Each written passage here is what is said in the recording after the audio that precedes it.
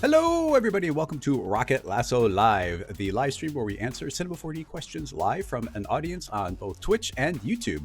Today, however, is a very special day. I have a guest, Gavin Shapiro. Welcome, Gavin. Thank you. Hey, how's it going? Thanks for having me.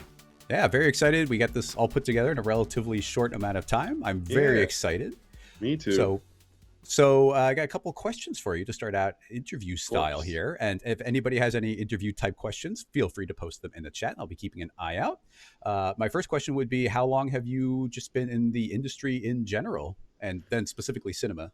Sure. I started, I think 2009 was like my first job internship, and I was using Cinema 4D in that, and that's kind of how I like hit the ground running with it. I was working at the Onion, and I was thrown into all these situations where we had to make stuff look like something else pretty much exactly, and we had to do it fast, and we had deadlines, and that's where I got my beginnings. Yeah, I actually had a follow-up on that, which is I hadn't realized until I watched your SIGGRAPH presentation, which, by the way, everybody, you should totally check out his SIGGRAPH presentation. It's really good. Thanks. I was like, oh, you worked at the Onion. Yeah. Did you work in Chicago, or did you work remotely, or do they have a No, different so office? I was working in the New York office, and they eventually closed that office and then moved everything to Chicago. Or they had a headquarters in Chicago, I think. So they closed the New York branch, and some people moved out to Chicago. I did not, but I was with them for a few years, and then when they were fully in Chicago, I was doing like some freelance things with them remotely here and there, like a few weeks at a time. But yeah, no, I think they're just full on in Chicago now. Yeah, we actually, the user group that, well, under normal circumstances, we meet every other month. We had a meetup at the Onion, and they did a presentation about Cinema 4D, and it was really cool. And it was also surprisingly funny, which you'd kind of expect from the Onion, but it's if it's like the technical people recording, creating animations, you don't necessarily expect humor, but they kind of hit it out of the park. It was really cool. That's awesome. So yeah, that's cool. Yeah. So I got more questions, but why don't we give people a little bit of just general background? So I'm going to flip this over to you, just your screen, so you can show off anything on your screen and tell us a little bit about your background. Actually, tell us about your background, and then when you start saying it, I'll flip it to your screen. Okay, sounds good. So yeah, my background. Let's see. I started the Onion. I'll put my reel up here just so we can sort of watch this. I'll keep the sound off. I started at the Onion 10-ish years ago, and then from there went to freelance. I did a bunch of freelance for a while, and then I eventually moved abroad. I was living in Japan and France for a few years and doing work there. And then when I came back, I did more freelance. I started focusing more on trying to get to work in studios that I really wanted to work at. So I worked at a bunch of studios for a while, and then I eventually got an offer for a full-time position at RGA, and that's where I'm at now. So that's sort of that's how I'd sum up my career, I guess. Went from freelance to full-time. I was wondering, because you lived in Japan for a while, and then it seemed like you were living and working out of Paris for a little while. Do you have any specific tips for people working maybe remotely? Especially in these days, it's going to be extra tricky for people to be working from home or away from the office. So anything you learned when you were in very different situations? Sure. Well, in both of those places, I ended up working at companies there. Like when I was in Japan, the first year I was working from home for American clients. And then I got a job at a Japanese company. I was working there. So I guess let's see, if you're working remotely, I mean, build up a freelance network, get connections, network, keep doing good work, and be good to your clients and get them to trust you, and they'll trust you to work abroad. And then if you want to actually work in a country and you want to work if you want to work in another country, you got to really put yourself out there. You got to apply to a lot of places. You got to learn the language. I'm sure you can find places where you don't need to learn the language, like in Tokyo. I think there are a lot of studios there. Maybe even France too. There's some remote, like remote offices of American companies in foreign countries. But yeah, I don't know. I guess that's what I would say. Just keep trying and really put yourself out there. Don't stop. When I went to France, I think I applied to 100 companies and I got 10 interviews, and then I got one job. Yep, that's always the ratio. There's always this magical 10-to-1 ratio. It's insane. Yeah. A question about your current office environment. Sure. Or I guess that is the question. What's up with your current office environment here, for anyone who doesn't know? Yeah, this is where I work. This is so I'm in New York, so space is pretty small. So it's two bedroom. This is the second bedroom. It's not really a bedroom. It's like a little office closet thing. But yeah, so this is where the desk is. It's in this room. It's in the room that shares the closet. So that's where I'm working. So you Um, got cat towers, yep, got a clothing, cat and your tower. There's workspace. cat chilling right there. I got my workspace here. My girlfriend works here too. And then this is her closet setup. So yeah, we try to be efficient with space here in New York. Yeah, no, very nice. Let's see. Oh, somebody's asking if Else we when you got? were at the Onion, did you ever have any influence over any headlines? Any headlines? No, I didn't. And they're very specific about, or when I was there, 10 years ago, they were always very specific about like, we're not bringing new writers. It's just this team, and they do the headlines because so many people apply, so many people want to do it. But yeah, I think it's very sought after to be able to do that. And it's raining a lot right now. Oh my God. Anyone in New York knows what I'm talking about. But Yeah, yeah, I but wonder if it's the same storm that hit us the other day. But yeah. um, question: if you have any Yes. thoughts about the motion design industry in France, since you were working from Paris for a little bit. Good question. Let's see. I don't know if I can really give any valuable feedback or thoughts. I was there in 2013, and I was there for 3 months, and that's it. I got a gig, and it was 3 months long, and then I was planning on going to Japan after that. So that's how long I was there. It was cool. It was fun. I was only in one company there, and I really liked it. Very creative, really cool people. Um, I had a great time there. I had a great time working there for sure. Yeah, no, that's a beautiful city. Yeah, it The is. somebody saying you need to display your flamingos more prominently. They're on the little shelf back there. Oh yeah, Um, there's some little flamingos there.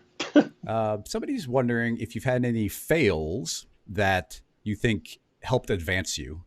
Oh, that's a Interpret good that question. as you will. Any fails that helped Any maybe advance? good lessons learned from mistakes.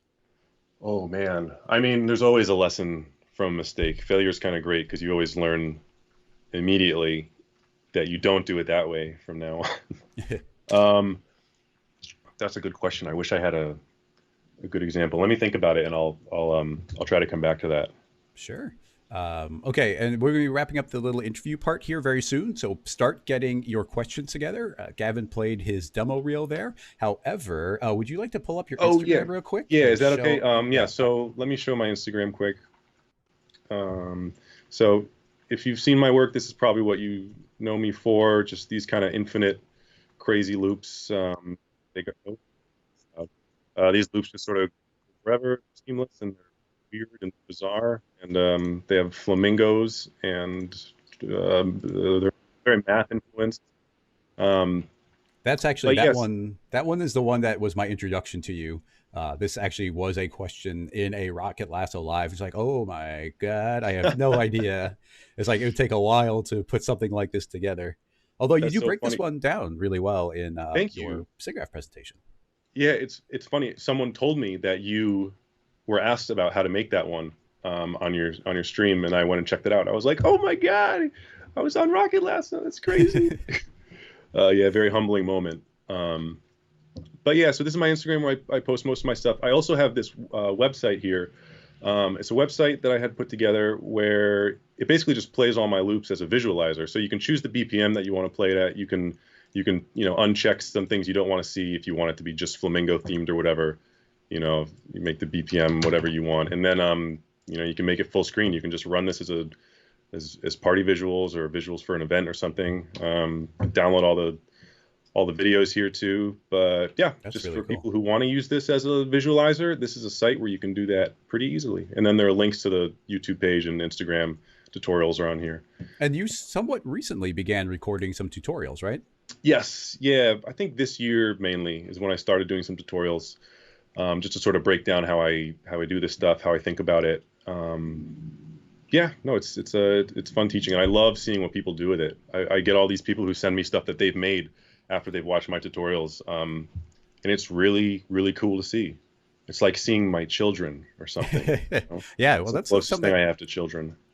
Yeah, agreed that there's something that's pretty neat about recording a tutorial or creating some sort of tool or an asset, and you put that out into the world, and it Yeah. will live a life of its own that you Yeah. don't really Yeah. have too much control over. And you're like, whoa, I wouldn't have thought of that. That's really cool.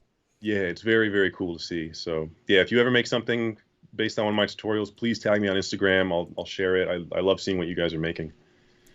So along those lines, now that you know that Gavin is the person that I've been getting so many requests about those questions, get some questions together along those lines. They don't have to literally be about one of his animations, but we could live in the world of loops. I know we're often getting loop questions, so it could be something Sure. else that's inspired from that. Start getting links together specifically about those things, and we will wrap up the question part and begin trying to make things. So, yeah, we need some official Cinema 4D questions here so we can get into that. So, everybody Cool. on Twitch and YouTube, get on that because without the questions, we can't answer them. Let's see. It was Dean who originally posted your flamingo animation question. Oh, nice. So thank Thanks, you, Dean. Dean. Kat, what was your first published piece? Yeah, you can answer that if you like. You're still sharing your screen. Yeah, first published piece. Let me think. I mean, well, when I first started exploring personal work, like I think this was the first one where I was like, okay, here I am. I got Octane on my computer. Let me play with it and make something on my own instead of making like client work. So it was this. This is the first one when I was starting to develop my style. So Um, what got you started with the birds specifically? Because you have penguins, you have flamingos. I saw a couple seagulls in there, so you have totally. a definite theme there. There's a theme. There's definitely dancing birds in pretty much all of my work. So birds. Let's see.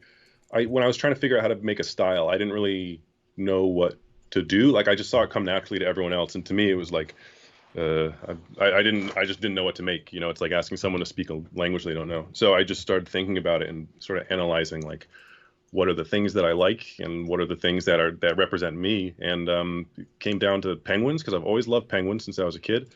And it came down to also I just started putting Japanese elements in there because I was in Japan for a while. It had an effect on me, and I really liked the aesthetic of Japanese architecture. And so that's where it started, just as a jumping off point. Um, and then, yeah, from there, I started making animations and looping them. And then I started working with a musical artist who has like a very like Miami Vice kind of 90s vaporwave vibe. And that's when it started turning into flamingos. And then the flamingos just, I really like it. So I, I've just put it in more and more in my work. And yeah, so I just think birds are silly and weird, to be honest. I just think they look ridiculous. So Yeah. I like the juxtaposition of these weird, silly, like cute birds with all this like kind of haunting, like endless, like triangle tesseract architecture. I just think the dichotomy that's really bizarre and confronting to some people.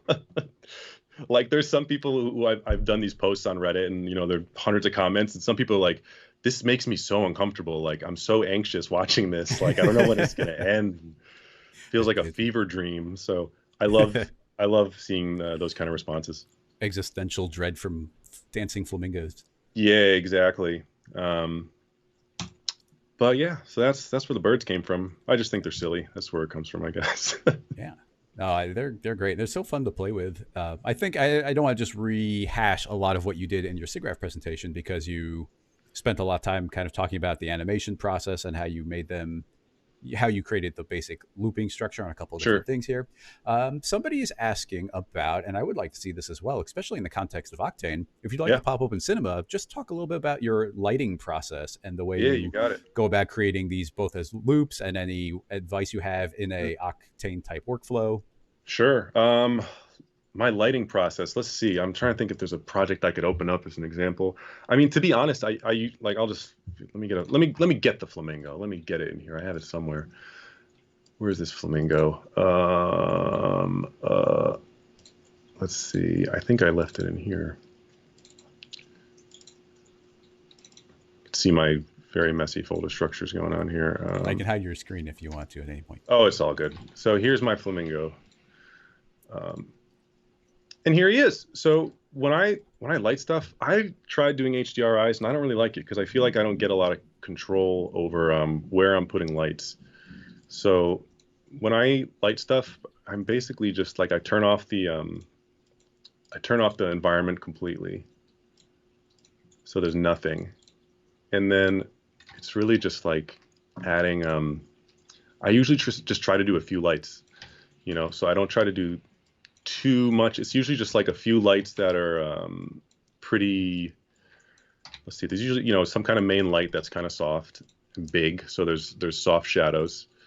And then usually some kind of like highlight, some kind of rim light. Here, why don't I just, this is gonna be complicated. Let me open up a project, because it's probably just easier to show it that way than rebuilding something from scratch. Sure, I'm gonna pop this up on screen while you look for it. Yeah, if you don't mind. Let me know when you're going back to your screen. It's just gonna be boring to see all these stupid files. Sure. Let's see if I can pull up any. Yeah, a couple people are asking about the way you do lighting setup. So, and you do have very nice lighting in there overall. So, well, thanks. I'm trying to think of a good one to illustrate that. Now, when it comes, I guess something that differentiates your work in a lot of ways from a lot is a lot of like daily renders or Instagram renders tend to be very like shiny things, very metallic, but the birds are very organic, and then you put them into, I mean, surrealistic, but like realistic environments where things are more about wood or rocks, some paper structures. So along those lines, I think a lot of the advantage that you get from an HDR lighting setup is the reflections, but the very nature of what you're doing, reflections are not as important. It's more about, probably getting the rim light going and the different colors that you're lighting with. So I could totally see why HDRs are not super relevant there. And I mean, as amazing as they are for reflections, when it comes to lighting, being able to iterate through something very quickly is amazing. But ultimately, the final control is super duper important. I mean, I tend to gloss over lighting a lot. It's like, well, lighting is just something I need. It wasn't the part I was interested in. I tend not to be very kind of like artistically minded person. I'm more technical in general. So it's like, I need some lighting in there, and I can get some GI bounces that works well. But you definitely seem to have the entire package that you're worried about, where you're getting things on the beat, like good design all around, lighting, textures, kind of the entire package. Okay, cool. So I'll just do this triangle piece, because that's that's one with some interesting lighting, and I feel like it illustrates a few examples of what I do when I light, or what I'm thinking about when I light. So in this one, what I have, there's like this. Let me stop the render for a second. So there's a rim light here. So I have, let's see. Let's start with the basics. So there's a main light, which is like in this. It's in this hole here. So, everything is like coming out of this, that we're going into this hole. So because we're going into there, I want to show that as the point where you're sort of supposed to be looking at. So I'm putting light in that hole, which is this one here. And then I have a lot of stuff lit by these like neon lights, these rim lights here, these triangles, and those are all attached to materials, which are then being keyframed to get the blinking effect. And that way I just keyframe it in here. I think these are set up, every half second they blink. So over 12 seconds, it's, it lines up to the beat, because it's going to fall on a half second or a second. And so I have these neon lights. I have this main light, which is sort of the main thing that we're cool. All right. Sorry about that, guys. There's a storm here. Anyway, so lighting. Yeah. So I'm always just trying to show what's important. So in this one, is the main light is in here. It's highlighting this. We're going towards that. These rim lights, or these neon lights, are, they're just giving some ambient light to the scene. And then I have another light, which is just giving light to the flamingos, because the flamingos need to be seen. They got to be brighter than everything else, and there's a lot going on over here.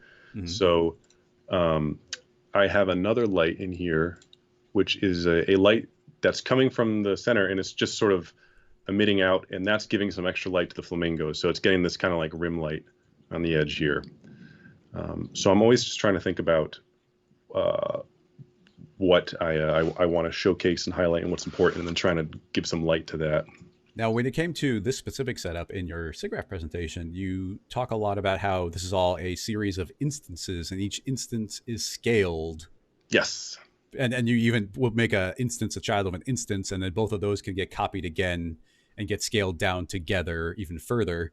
Yep. So does the lighting, the Octane lighting, carry through those instances as well?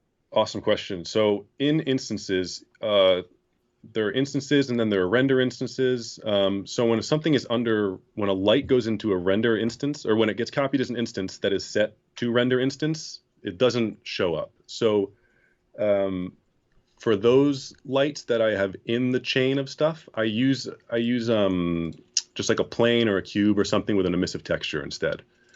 So I can show you another one with an example of that.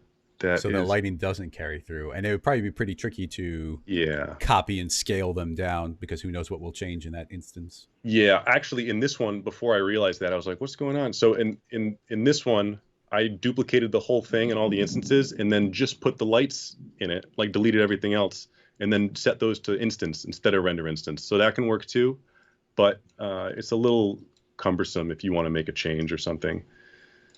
So let's see. So here's another one. So in this one, we're going in. Can you still hear me okay? Am I still connected and everything? You're perfect. Great. Awesome. So here's another one. So in this one, that's so cool. So thanks. In this one, let's see what this looks like. Fill render. But yeah, so in this one, all of these little panel things are lit. They all have different colors under them. You know, so here we go. So this is shown up. So each of these is lit from behind. And I think there's a little subsurface scattering going here, some transmission. Nice. And the way that these are lit is, if my computer decides to work. Well, you are broadcasting and I found when rendering I broadcast, it gets a little glitchy. But yeah, so in each of these things, behind all these panels, I have, just planes with an emissive texture. Yeah. So those light up. I'm trying to remember how I animated this. I think for these, I keyframed the material. Yeah, I keyframed the material itself, changing to a different material, which is set up as a different color. So throughout the animation, these change and they flash to be different colors. So that's how that's set up. So yeah, so when I'm working with instances, I end up doing a lot of the lighting with just planes or cubes or something that have emissive textures, because that go through the instance chain. So I have a general Octane question for you. Yeah. I've only, when I was developing LightKit Pro 3, that was the only time I used Octane. I was kind of using all of the different third-party renderers, just enough to make them all work the same. And so, I've never been a big proponent of like the render wars as far as it being like, oh, this render is better than that one. Obviously, each tool is better for each person, depending on your circumstance. Having said that, here's what I hear, the story I hear about Octane all the time. Okay. It's the most among people who are creating things like daily renders and just trying to make beautiful things to post online. It's the best one to go to. Everything looks great out of the box, and it gives you results incredibly quickly. Okay. Now, here's the downside that I've heard, and that is if you're working in production and trying to do something more large scale, there gets to be a point where Octane is suddenly like, nope, I can't. I don't have enough RAM for that. Sorry, there's nothing you can do. Sure. And so I've heard, personally, I'm not exaggerating, like a dozen horror stories of people like trying to run the Best Buy and buy extra computers so that they can finish a render over a weekend. Because once they turned on the people and the trees and the buildings, Octane was just like, nope. So I was wondering if you have any experience with that, and if maybe that's changed, or do you hit that limit, and what do you do if you do hit that limit? Sure. That's a great question. Actually, this animation is a great example of that, because this animation... Oh, so here you go. To answer the question about failure, when I was making this animation, when I first started trying to render it with all the instances and everything, I was like, all right, here we go. And it would render like 5 frames, then crash. Because of that, it was filling up with memory. And I emailed Octane support, and we went back and forth. But it turned out that I was not setting up the instances correctly. It was trying to do like 30 million triangles or something. And when I set it up correctly, it ended up going down to like 800,000 triangles. And then it worked fine. So that's the only time I've really like run into a problem with it not having enough memory. But then I learned I had set it up the wrong way. The only other time I ran into like Octane problems was on, I was doing this huge projection mapping project for Hard Rock Casino. And it was like across 4 walls. It was like 100 feet of walls. And the resolution was like 8K by 3K or something. And it was an hour of content. And geez Louise. It was different scenes. It wasn't all in Octane, but there were a bunch of Octane renders, So it was we would run into some trouble there, but that was also when Octane was version 3. Ever since version 4 or 2020, I don't really have problems with it running out of memory or crashing. That's good to hear.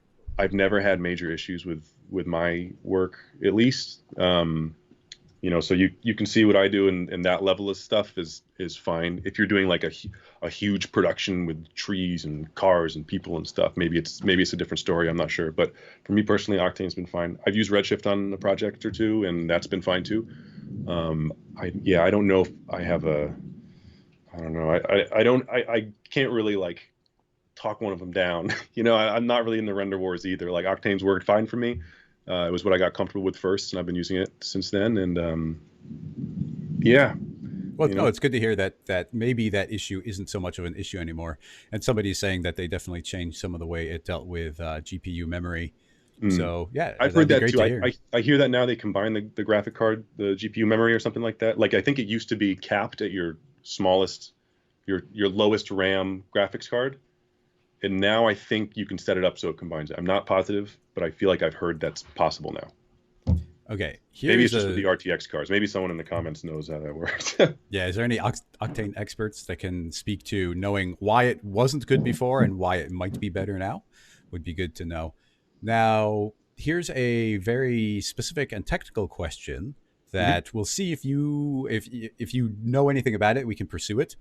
I've gotten this question before, and the answer ended up being, well, essentially, we want to make a prism, and a prism that will separate out and refract the light out to its different color bands. Oh, cool. And so we're kind of exploring it, and the discussion ended up being that some render engines can do it and others just can't. You'd have to completely fake it. And it seems that Octane is one that could. Is this something you have any kind of experience with, like playing with refraction in any kind of significant way in Octane?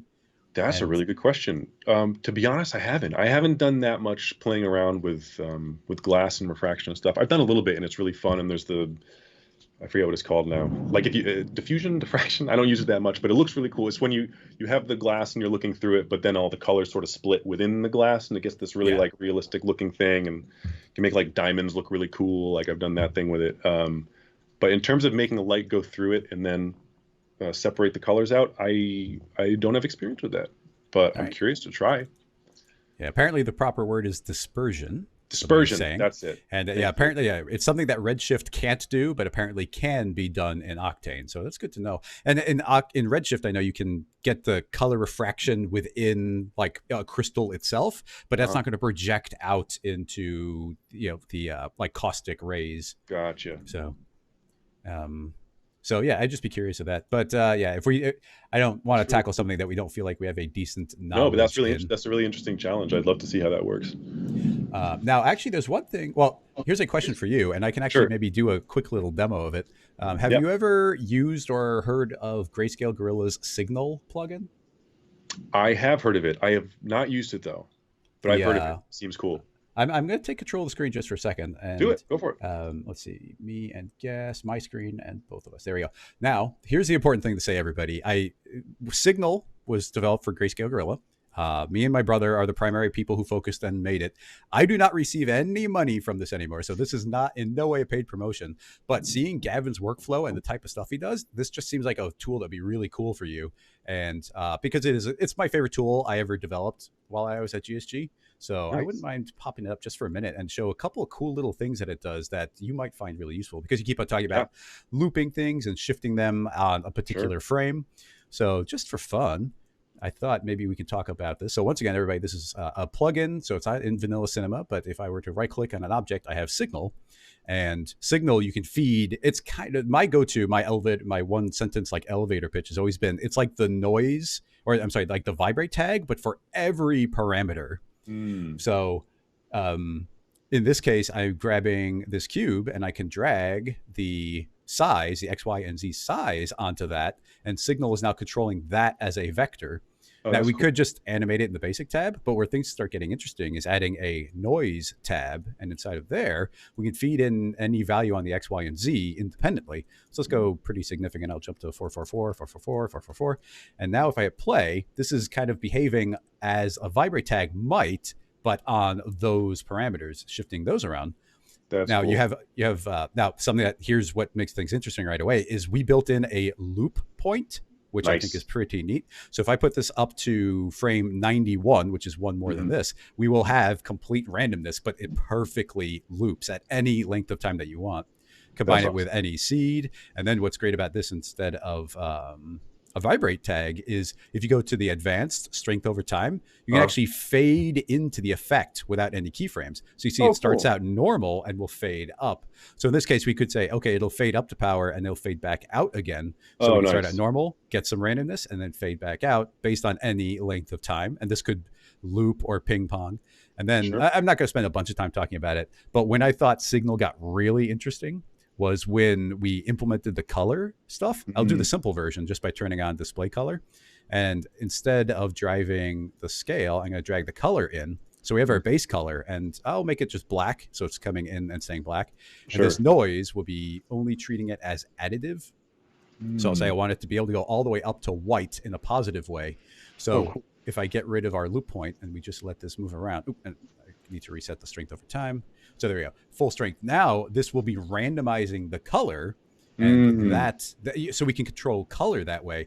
But color just becomes another variable that we can play with. So this is a little color random noise. But here's where things get fun: is if I slow this down, then we can get this slow transitioning color, and I can say it'll loop. This will loop on these 90 frames. But why don't we duplicate this layer? And now there's a second noise.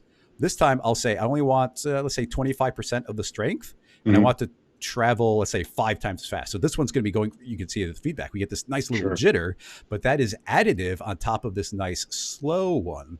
So Very cool. you get your final output of all those combining, and you can get like something that's vibrating on a color and looping that way. And just Nice. staying on the color thing, because of the way you were like shifting and looping your colors, we Yeah, could yeah, yeah. delete out the noises. Now we're just back to the space tab, and I can say I want this to go from black to white over this amount of time. So over 90 frames, it'll transition from one to the other. But changing our playback to something like ping pong, we can let that loop back and Uh, forth. So I can say every 10 frames, I want it to travel here, but now it's going to travel up and down, up and down. So it's 10 frames up, 10 frames back. And that's how these things layer up. And that's what I think is really cool, yeah. because you take that, and now on top of that, we can put a noise, and that noise can have whatever loop point, and you can get it blinking up and down, but having completely random colors every time that it does, and it just goes up from there. But yeah, if people don't have Signal, it's still the favorite tool that I ever developed back in the days of That's really GSG. cool. Yeah, it seems really powerful. It seems like you can do a lot with that for sure. Yeah, and then it Uh, can be baked out and sent to anything nice. you need to. So yeah, something that I Yeah, think like you would be said, being really able to loop cool. the vibrate tag would be a good thing. So that's a way you can do it. Yeah, and of course you can drive the position, scale rotation as Totally. well. So it just seemed like something that would be really cool for your workflow. Yeah, Now, I would love to try it out. oh yeah, and Pierre, thanks. I didn't even mention it, but there we do have a beats per minute thing built in, so you can just type in the beats per minute and kind of Oh, drive cool. it like music. So that's a Nice. completely different tab we didn't even look at. But yeah, it's really cool. Oh, that's sick. Um, but yeah, like I said, just another reminder. I don't get paid at all from that anymore, like since I left GSG. So That's just very I cool. think it's Yeah, just a I'd love really to check good it out. tool.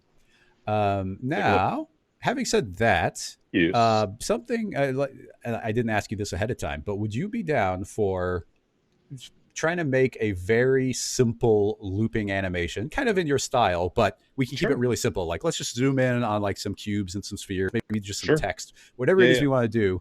And whichever one's really straightforward. And we can even, and chat, if we're going to do this, and Gavin seems down, Yeah. go ahead and throw out some suggestions of like, oh, it'd be cool to do this. It might be cool to do that. And we'll just put something together from scratch. And honestly, and maybe there's something cool we can think of that is technical that I could focus on. But for right now, I'd love to just see what you put together as we go.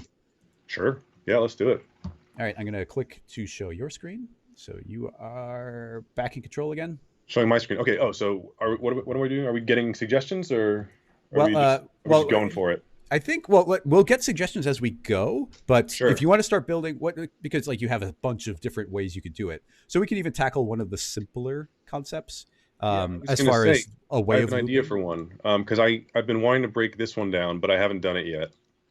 Uh, oh shit. Wish I could turn the sound off here. But We don't hear it, so yeah, I'm but not. yeah. So this is one I think is worth breaking down. So maybe we can build something with this kind of structure. What do you think of that? Yeah, no, that's great. Yeah, Cool. let's do it. Like any kind of loop is great. Awesome. So Somebody's saying Fibonacci sequence. That definitely what's seems that? up your alley with all the golden ratios and triangles and Yeah. everything, but that could be dangerous. Yeah, so let's see. So with that one, I think what I did, I start with just a null in the center, and then let's put a cube. I always start with just making stuff out of cubes and just getting it to loop first. Good idea. Let's see. Let's put this here. Let's get And in the. I will have linked in the show notes below to check out his SIGGRAPH presentation, because there are like 3 completely different methodologies for creating loops in different ways.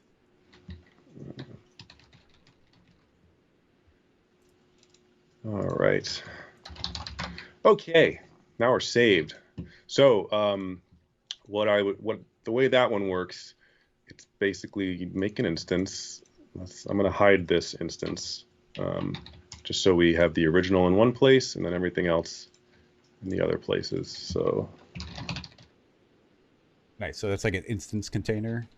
yeah, so that way it's just like, I have the original in one place and then everything else is all done with instances. So I like that idea. Somebody's suggesting that the general theme is like building a cat tower. oh yeah, let's make a cat tower. That'd be Let's cool. do a cat tower. So it's a great idea. So the way this one worked, let's see. I think what I did is I took my scene, and then I think it's just rotated 90 degrees, and then it's made like half the size. Now you just, oh yeah, this is pivoting from a corner right now, so it was really simple to. Exactly. So basically the pivot's just at the origin, and then everything is coming out of that. So now it's really easy because basically you put this in here.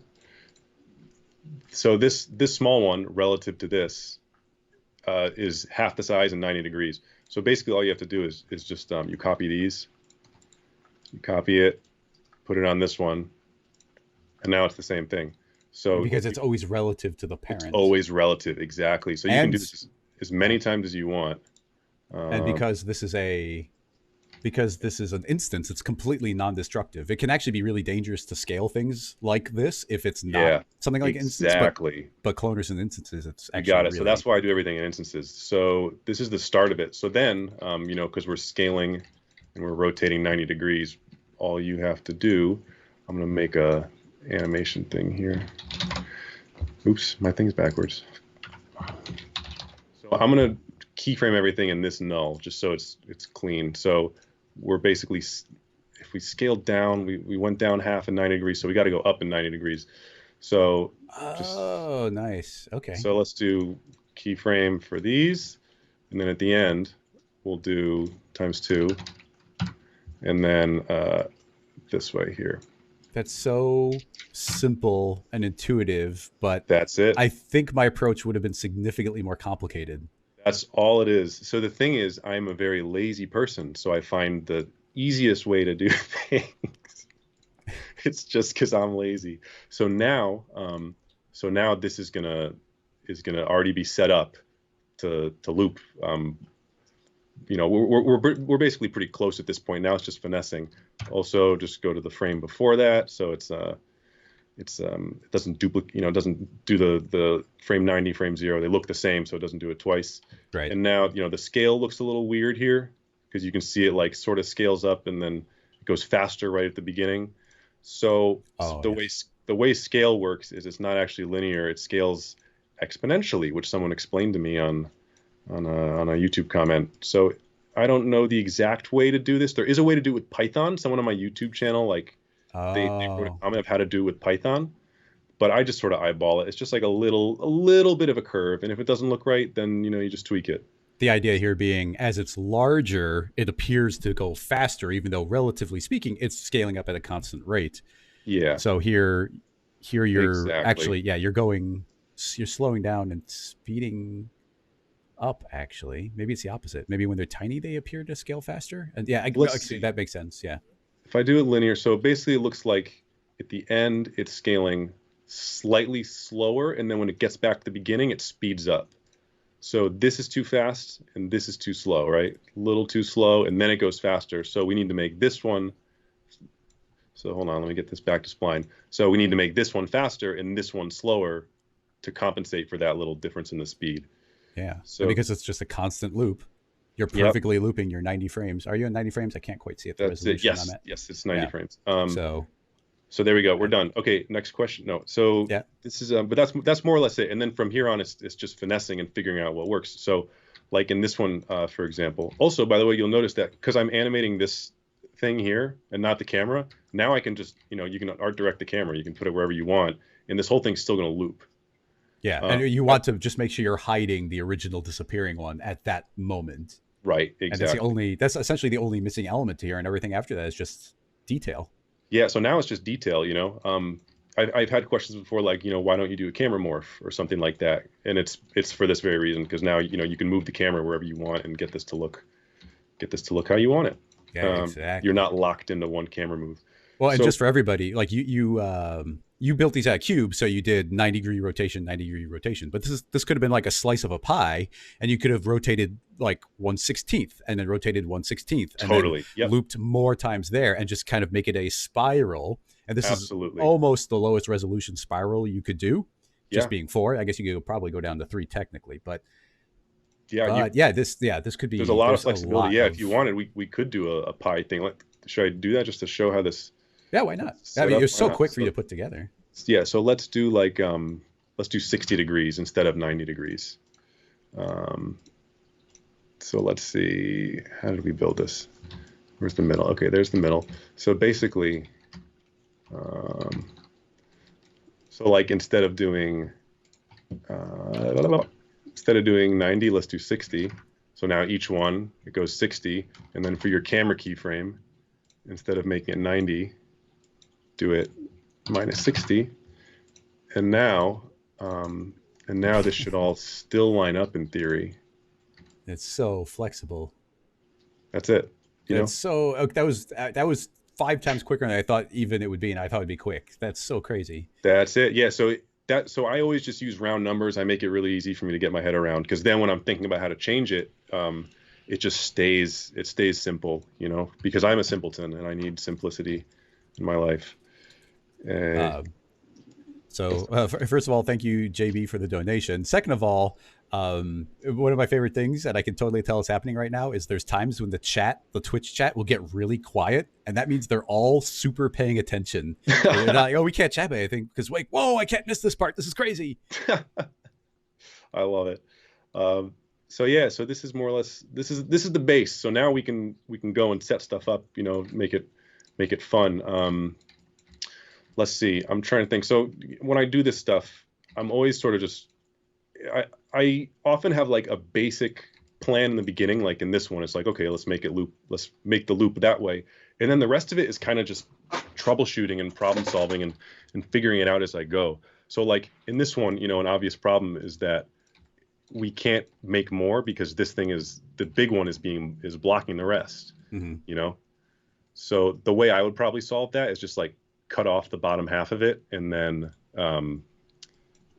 give it make it so it's more like a shelf, So now we have the freedom to go into this. Yeah, because the final frame, when the loop happens, the first piece has to be out of the frame. Right.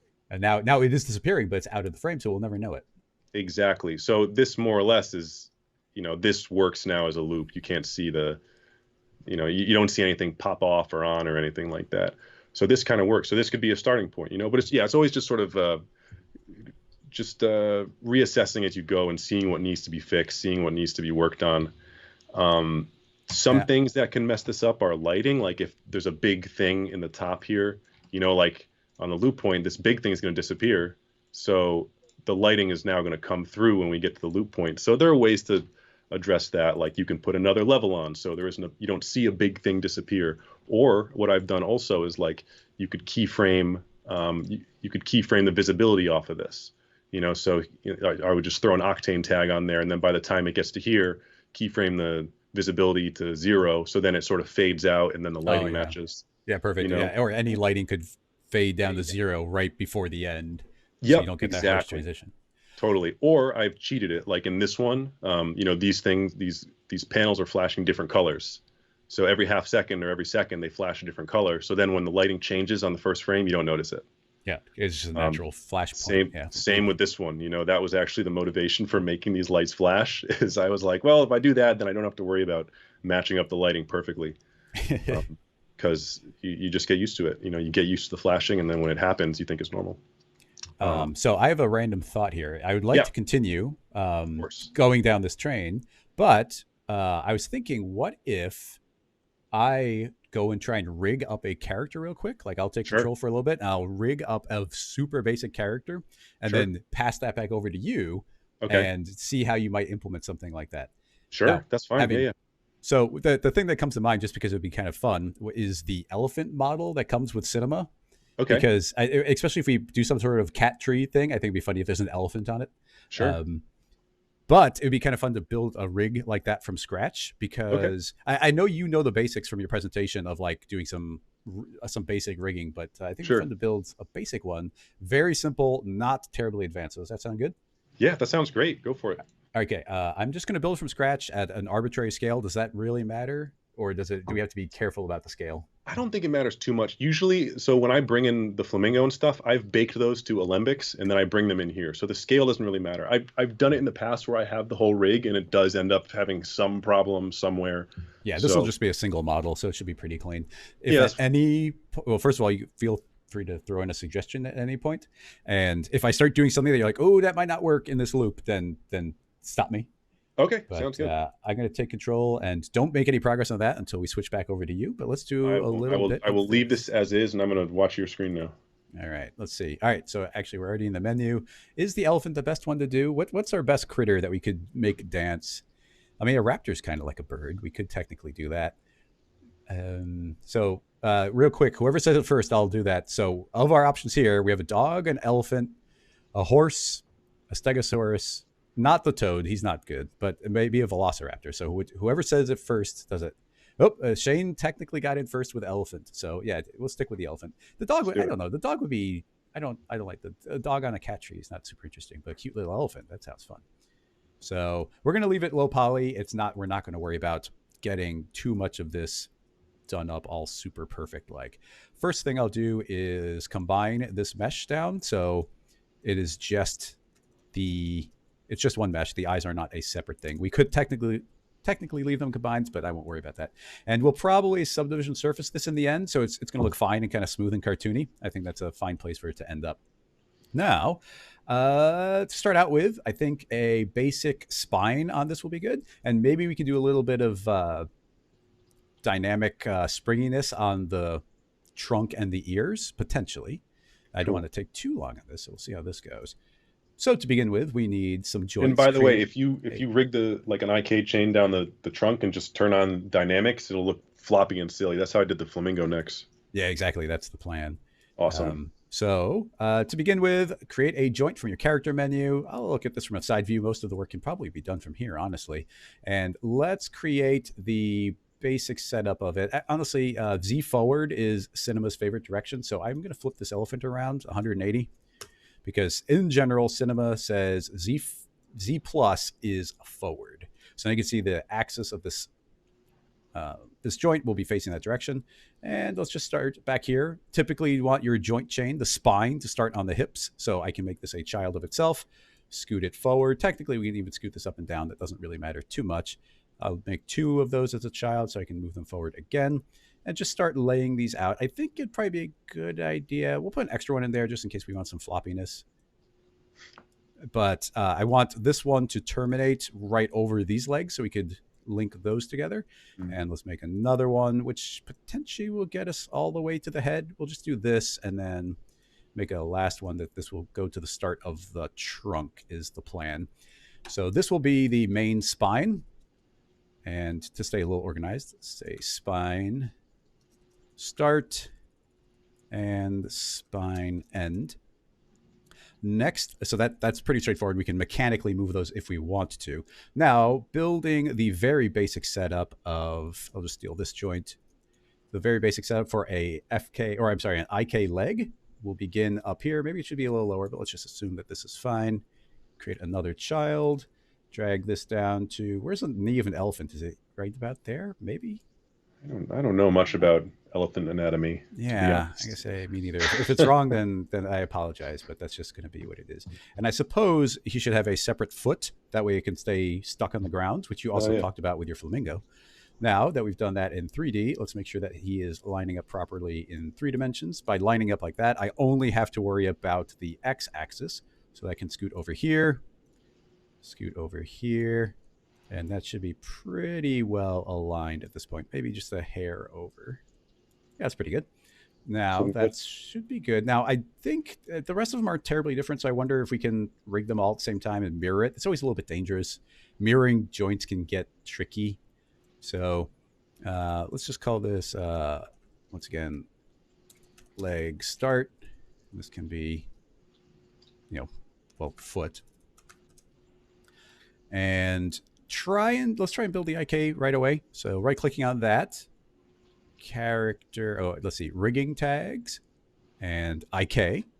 Now, I think I just moved them in space randomly, so there's a good chance they already have a forward direction. I'm going to actually give myself a break here. If I scoot that a little extra forward and then rotate it backwards, it's going to know what the direction of the knee is. If there isn't a natural curve to it, it can get confused and make it backwards. So I want this leg to end actually not on the tip, but on the one before it. It can automatically create a goal. So here is the goal right there. And that can make the foot go wherever I want by right-clicking on this joint and telling it to have another rigging constraint tag, which will be constrained to the PSR of this joint goal. So what that means is this little bit of the foot will rotate. Not only is it moving anywhere I move this, but it's also going to rotate the foot here. The foot will rotate anywhere I move this. But that now means that this foot part is independent of the leg. So if I move this leg part, you see the foot stays right where it should be, including its rotation. So with that seemingly working pretty well, we can also create a knee. So add a pole. This is the direction that the knee will be facing. Right here, I could pull that in any orientation I want to. That seems pretty good. And typically what I do is I make these things a child of a spline for control purposes. So I can hold down Alt as I create an end side, make sure that this is laying flat at the ground, T for scale, shrink that down, and it's already the proper spot. I want to move it down. I think if I hit E and then the number 7 as I drag, it's not going to move the child. And from the side view, I can scoot that pretty much perfectly. Oopsie, hold down 7, put it right there. And I want to rotate it flat on the ground. So I will turn on the axis tool or hit the letter K for the shortcut. Or is it L? Yeah, L, and zero out that rotation. So there we go. Hit L to get rid of that. And now that's pretty much flat on the ground. And it's going to control where the rest of it goes. And now the foot will actually pivot from the ground, which is just nice in general. So assuming that that's all good, I don't want to spend too long on this. So I will copy the leg and its controls, copy and paste, and we'll just make a mirrored version of this. Shouldn't be terribly difficult. I should be able to just put this on a negative x-axis. So it snaps that over, grab the knee pole, put it negative. There's mirroring tools, but I just know that if we do this manually, it's going to work clean and quick. So there you go. Now we have the back legs. The front legs pretty much been the same way. So I feel pretty confident in just copying these again. Yeah. Copy paste. That's the second set. I can pull everything forward, lining up there. Even if it's not the best bend, it should be similar on both sides. So let's build this out a little bit in the rest of the structure as it should be. So as the spine moves, I want, if the back of the spine is moving somewhere, I want, well, actually, before I make these children of it, why don't we make this chain be controllable? So, and I'll let you do the keyframe animation if you want on this for the motion. Okay. Or you could use Signal to make them dance, but I guess you don't have that. Anyway, fortunately, if you were rigging this, would you just do another IK on here? Oh man, you know what? I am not the person to ask about rigging, to be honest. Every time I rig, I have to look up a YouTube tutorial and remember. But okay, sorry. What was the question? Was just, do we go IK? But I think just for fun, do an IK spline just to shake it up and be a little bit different. Sure. So I actually have experience with IK splines. I'd love to check that out. Yeah, it's really powerful. What we can do is convert this joint chain to a spline by selecting it. I can say character convert spline, and now it's a spline with exactly points lined up on. Let me pull it up so you can see it. You see it's lined up exactly where that joint chain is, which is cool. Great. But what I'm going to do is actually I'm going to make it really easy to control this. I only want 2 points. Sure. Actually, we'll make 3. Why not? We'll do 3. So I'm going to delete that point and that point, and we'll end up with this one in the middle. Now, it's probably going to jump this out of the way, but we'll control it after the fact. So here is our spine. The spine, the IK spline, is going to, it wants to know what is its final point. So we'll feed it the spine end, and then it wants a spline to snap to. So I'm going to say I want the spline. We'll see the joint chain jump up onto that spline, which is good. And then right now it's set to linear, but we could set that to a Bezier spline, which is going to start rounding it out. Gotcha. And what's cool now is we have 3 points on the spline. That's what's important. So now we create 3 handles. 1, 2, 3. So you see we have 3 handles. Now we can click create, create, create, and it creates 3 nulls, and it actually creates those exactly where those 3 points had been. But now these nulls are the controls. So going back to object mode, I can move this control and the entire spine will move to correspond, but it actually works in 3 dimensions. So now we have 3 controls to control 5 joints. That's very cool. I love that. So name this one head, mid, butt. And that's that little bit. And of course, those could go into their own controls, which why not? It doesn't take too long. End side, we can leave that super big like that. So I'll just do that, and do that. Giant controls. These won't render out, obviously. And we could spend a lot of time really organizing these, cleaning them up, getting lots of control, but just do something like that. And of course, I pulled this way in the air. So let's grab the 3 controls and pull it straight down into the elephant. And now that we've done that, we have controls on the spine. It's probably a good time to save this, honestly. And this is a good time to mention that if you are supporting on Patreon, you can get access to these scene files if you're somebody who likes to reverse engineer things like I do. Dancing elephant. I think I spelled that wrong, but whatever. Yeah, I forgot H. Anyway, or a P. So now that we've got the spine control, we need to make these legs become a child in the proper spot. Now, I didn't rename all these, but I think these 2 are the back ones. Yeah. So I want these 2 to go wherever the start of the spline is. So that's the top one. So I'll drag those in. We could leave them there, but I always like moving the joint chain itself to be kind of traveling in order. So I'll grab the bottom part and move it back up. It's not any different. It just keeps that so I can see this entire joint chain in a line. And then those are kind of like offshoots of it.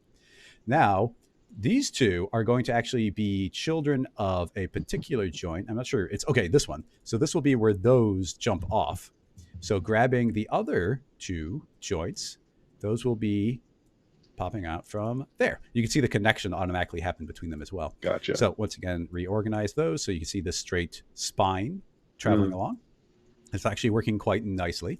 And what hopefully is happening, it's not rigged up on the elephant yet, but you'll see if I move the back, the legs are now bending and the knees bend with it as well. So not too much more to do here. All we have to do is let's make a floppy thing for the tusk and the ears. And honestly, we just copy on the tail as well. So let's do this really quickly. I guess it's just a straight up dynamic joint chain. So we'll just go to a front view, or I'm sorry, a side view, and draw out the joints. I think there's a joint tool where you could draw joint tool. Yeah, I don't use this too often. It's probably a bad idea. But if I were to click and yeah, it's not working. I'll just build it manually. There's controls where you can like use a joint tool and automatically create a very nice joint chain. But we'll keep it clean, make it from scratch. That'll start here. Make a child. And honestly, it's not a bad idea to essentially line these up with corresponding points on the elephant. So I'm lining it up where there's a little cross place, just a nice place for that to bend. So, and it doesn't need to be, I mean, we could add more in, it'll be floppier, but I don't know, more is not necessarily better in these circumstances. So we'll do this, and I'm just gonna make one final one to cover the entire last part. So that is that, and let's call this the trunk. And that'll be trunk end. Right click, save it, right click. Once again, we need a rigging tag. It'll just be an IK again. Now in these circumstances, I can never remember. I want it to end here, but do I want this to be a 2D or a 3D? I think I want it to be 3D, don't I? Oh, interesting. I don't remember. I don't remember the difference. I don't know if I even knew that was there. But by creating a 3D, there's no pole. It automatically figures itself out. And because we'll be turning on dynamics here, and as soon as I turn this on and hit play, you'll see that it actually relaxes a little bit. And we got to keep that in mind as we go. But if I were to, now we got that trunk, that automatically becomes a child of the spine end, wherever that goes, this should go. Excellent. And that means if I were to grab, if I hit play, and actually it's always important to save this type of thing, especially once we start running the dynamics. Oh, and here's something, if you're not familiar, because it's now dynamic, this thing, if I rewind, it resets. But if I rewind again, you see it actually starts relaxing. I find that very annoying. So you could fix that by inside of the IK tag under advanced, we can say do not do continuous update. Now it will only refresh if we change frames. So at 0, if I keep on rewinding, you see it doesn't keep relaxing. Now I just discovered that like this week. So hitting play now, if I grab this and move it around, you can see the trunk is kind of responding to that. And it looks like because we gave it an end point, it is attempting to get there, even though it's kind of floppy. But I can move this. You see there's a little bit of slop in there, which is cool. But I do think if we delete that, if I say there is no, not that one. This is here. If I delete the goal, just clear that out, then now it's just going to flop over naturally. It'll flop right down. Yeah, and now it's just responding to movement. Oh, actually, here's one thing I forgot on the spine. On the spine, you see as I move this up and down, it moves, but forward and backward, it really isn't. Oh, and that is because there are 2 different modes inside of the IK spline, and one of them is fit, which means it is a set length and it's always going to stay that length. But for our purposes here with something cartoony, equal, if we say it's going to be equal to it, then now it will move wherever I move it. So hitting play that's now, what we want. Yeah, we want now you can see that's going to stretch all over. And now you can see that it's going to be nice and floppy there. Now there's lots of settings to change, but that's more of something that happens during animation. So Gavin, I will let you control the dynamic settings in here when you start getting whatever animation from it you want. Now that I changed the way the spine worked, I do have to scoot those back a little bit. So that is these 2. And I'm going to hold down 7 because I don't want to affect the children. So those can scoot back. And we'll do. I mean, I feel like we're going a little overboard here, but it's fun. We'll do the ears and then do we do the tail? You call it, Gavin. Do we make the tail as well? The tail, is it separate geometry or is it just kind of like protruding? It's like itself. It's really close. We'll probably have to fix the weighting on it, but I see. But it is, and it's the same object, but it is physically separate there. So, but the weighting would probably not cooperate too much, and that's even where the head. Well, I guess these will help on that. I'm going to go to a front view, create a new spline, or I'm sorry, a new joint, character, joint. Move it up to the start of the ear. Like I said, I like doing something like this 2-dimensionally. And we're going to keep it real simple. I'm going to go out a little bit and we'll make one more and it'll go down a little bit. That'll be the extent of the ear. Now that I've done that, I can go to the top view and just fix it on the Z axis and not worry about any other orientation. Move that there and move this here. And that should pretty much cover it for that ear. We'll set up the IK chain pretty much the exact same way. Right click. Rigging, IK, 3-dimensional. It does have an endpoint, doesn't have a goal. Dynamically speaking, yes, enable, do not do continuous update. That should be all we need to do. Rename this ear. And that becomes a child also of the spine end, I think. Maybe let's go back one. Let's go one before. So it's actually connected here and not to the end. So that's actually kind of the main head movement, even though we just left it as a separate control in the front. Okay, so that's there. Let's make one copy of it. And again, I think I can just say negative X, negative X. Oop, that one's not negativing. Maybe it's because I already made an IK spline. Oh yeah, it's because this tag's already on there. So now I can do it. Delete the tag, negative, negative, and then it looks like that one overshot. So, oh no, it didn't. Well, whatever. I can just go to top view and scoot that back in. We're not being that precise.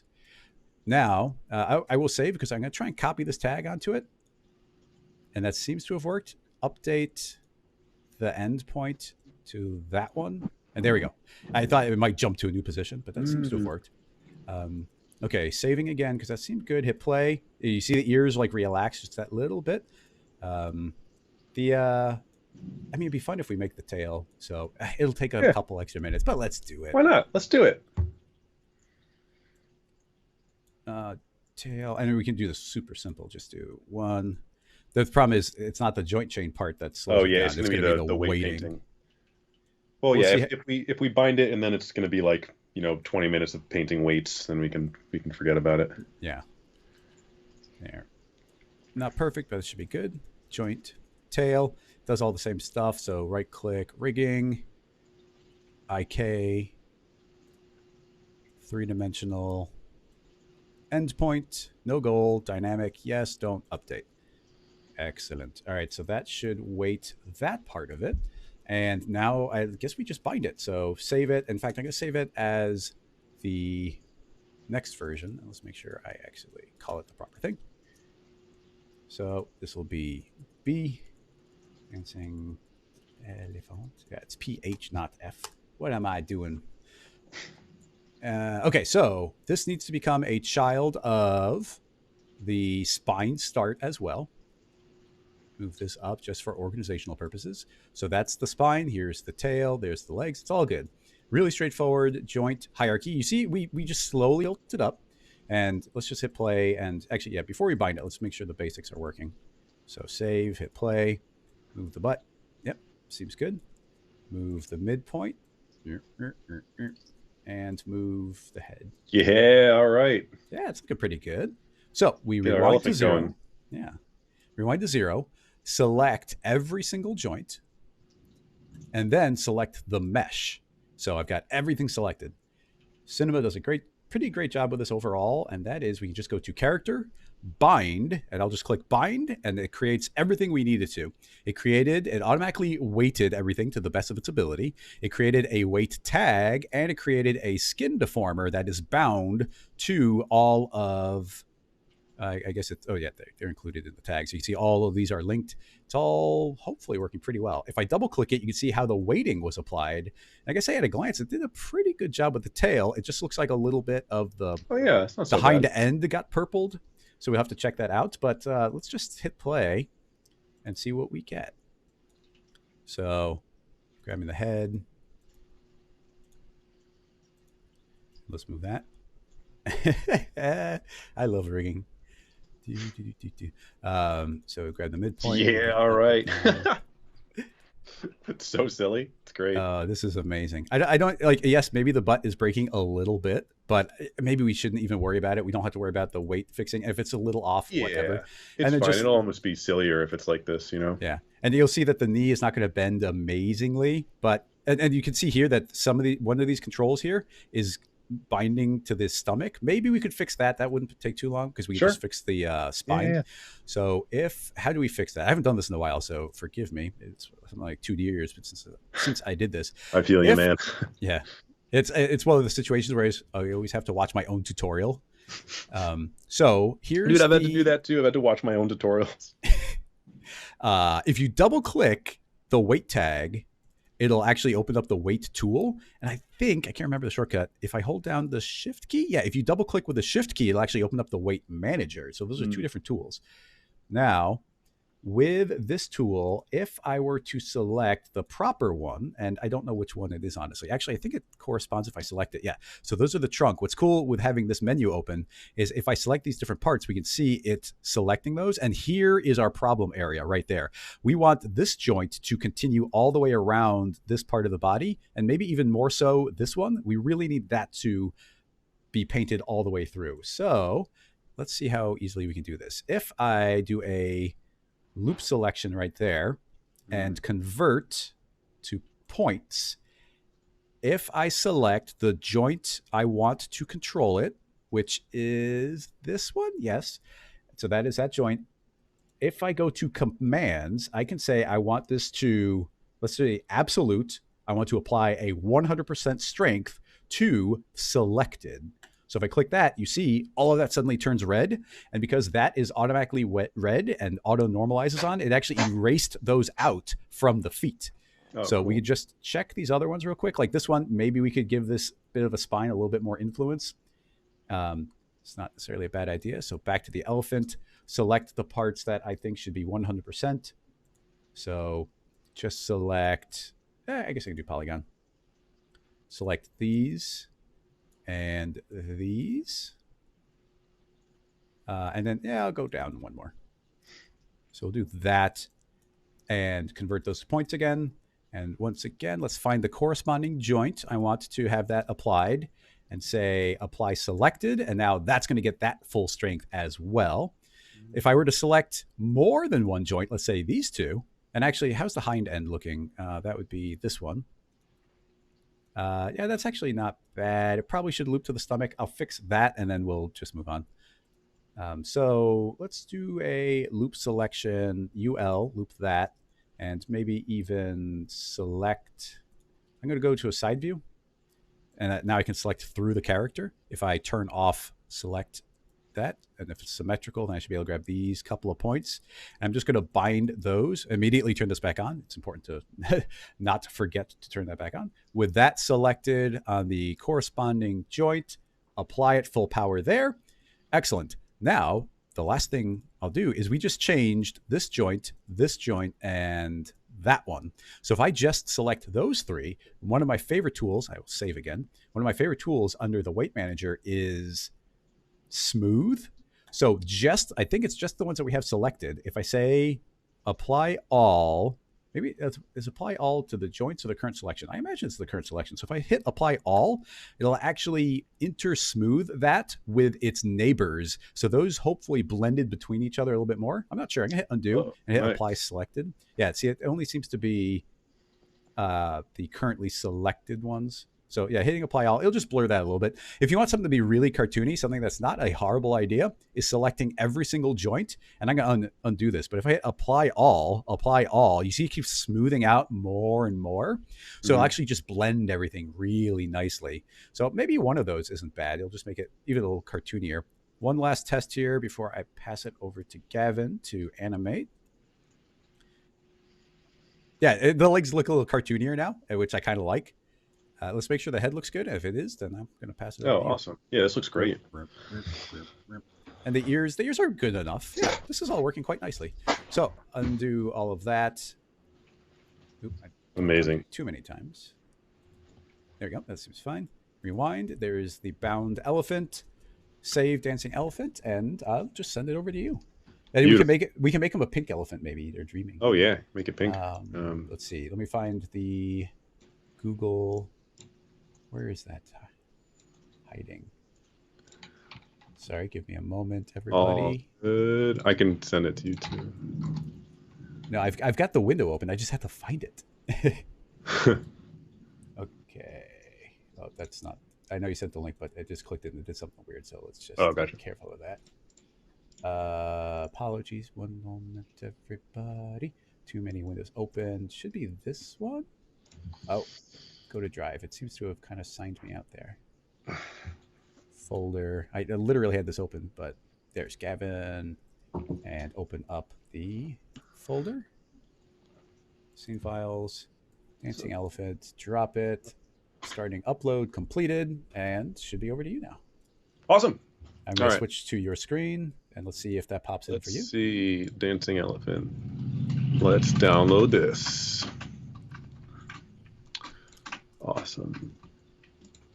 Thanks, Travis. I mean, it's a relatively quick rig, but this is such a good opportunity to like sneak in a character and then work with somebody who knows how to make these crazy loops. All right, let's see. Dancing elephant. Here we go. Okay, how are we going to make this animate? This is this is really fun. All right, so what I'm going to do, let's just make it go up and down. I've never animated an elephant before. I'm trying to think how we should do this here. I think I'm just mostly butt. Yeah, it's mostly butt. I think it's going to be a little butt shaking kind of thing, and maybe the head can be nodding. Yeah. So let's see. Let's move this guy. So let me think about this. Like down. So every half second. So let's put the Y there on the half second, on the half second, and then on the up, let's put it up like that. Let's see, and watch me struggle with this. This will be fun. Something like this. All right. No matter what we end up with, it's already great. It's, yeah, I mean, if we're making an elephant shake its butt here, so this is it's done. We're done. We made it. Now let's see. So I'm thinking it goes up and it pauses on the up more than it pauses on the totally. on the down. You need to feel the weight, like when it hits, like boom. Yeah, exactly. You know, something a little more like this, and then this has got to be a little more exaggerated because we're in cartoon land over here. You know, something like this. So we're getting there. All right, awesome. And then I wonder if we can just copy these keyframes over to the other one, to the other, the next side. Let's see, copy that track. Let's put it on the middle one, and I'm going to offset it a little bit. See what that looks like. This is a little too much, but what we can do, I'm going to repeat these before and after. So now we can just sort of shift these off, and they'll like, you know, it'll be the same kind of motion. So the next thing I want to do is get some side-to-side motion going here. So on this one, where we're going up and down, because we got the up and down on the back butt, on the back one here. Where is this? And let's also make it go like, you know, a little left to right. It's getting better every moment. Not quite that much. Yeah. Let's do so when it's up, it's going to be on, let's see, we want it to, okay, so on the up moment, it's going up to each side. So on the up on one side, let's put it here-ish. Let's try 50, whatever, 60, something like this, 100, sure. And here we'll put it the other side. That, and now let's look at this chart here, and you know, it's got to go back and forth. This is ridiculous. I'm gonna make the. I wonder if, let me think. I should probably make it the same as the same pace as the other one here, something similar. No, you know what? Let's just try going. Let's oscillate this. My C4D has a glitch where it doesn't oscillate, but this curve is supposed to be going down like that. I'm scared to change the resolution I've got here. I can't quite read what it says right there. Oh yeah, here we go. Now we're getting something. Look at this. Look at this. Look at him go. Okay. Okay, give me a second. Keep that playing. I'm going to capture this as a GIF and post it on Twitter right now. Get more people coming and hanging out because that looks amazing. Come to Rocket Lasso. We have dancing elephants. It's absurd. Okay, awesome. Keep going. Beautiful. And I'm going to do the same thing that I did before. I'm going to copy this track. I'm going to paste it on this one. Oops, wrong. I need to do paste track. So now, oh God, what did I do? I think I did something bad here. Oh God. Dear. Well, it's probably just the y-axis. Oh, I see. Okay, so okay, hold on. Can I get back to? Oh my God. Hold on. Something is seriously wrong. I think I think one of them flipped to 180 maybe. Oh yeah. It looks like the left leg and right leg are twisting around. I think. Oh God. Yeah. I've really botched this, haven't I? It's just that one needs to be flipped back around. I think on the Oh my God. That's what needs to be fixed, but I'm not sure exactly what needs to be fixed. I'm just gonna undo for a while. Let's see. Oh no, something's like shattered here. Oh no. Jesus. Oh, okay. Well, I guess we're reverting to save. Let's see how far I got. Let's see what your saving habits are. Yeah. Yes. Let's revert. Oh, you look at that! Look at how good he is at saving everybody. That's wow. Amazing. That's I didn't realize I did that. Save often, everybody. Save often. Yeah. Save the second something goes right. And okay, so here, let's try this again. I'm gonna paste this track on here, and this we're gonna do oscillate again. And we want to line these up. So how do I line these two up? This is, I see, the point is on the peak. So on this one as well, let's get that point on that peak right here. So now let's, this is pretty cool. Okay. All right. I'm so glad we took the time to rig a character. This is yeah, I think absurd. So. And we got the tail going too. Look at that. This is a sassy elephant. My God. We can't make a Gavin animation without some sort of looping critter. Yeah, this is very sassy. All right. I guess let's figure out something to do with the head. Oh, interesting. Is that? Oh, I see. Because we're not. It doesn't calculate. Okay. So we got to do something with that. All right. Do that. Oh my God. Oh dear. Yeah, copying some of these, the way those got copied, their orientations might be random, so you might not be able to copy things to these other ones. They might inherently have like a 180 spin or something. So yeah, totally. All right, I'll be a little more careful with that. So this though, let's And if we were more careful with a rig, then that wouldn't have been a problem. But so I guess for this, I'm just gonna sort of have it go like left and right or something. So let's do one where we're here. And then at 15, we're at here. What was that? -50? Something like that. Oh, wait. What was the other one? -50. And then this is 50.